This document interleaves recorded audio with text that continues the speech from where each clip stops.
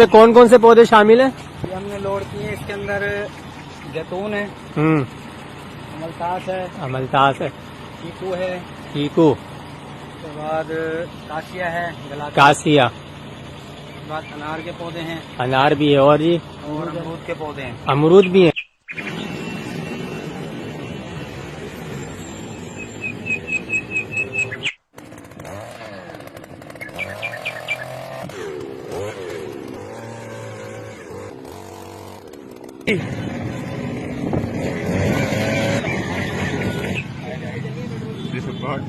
माशाल्लाह माशाल्लाह।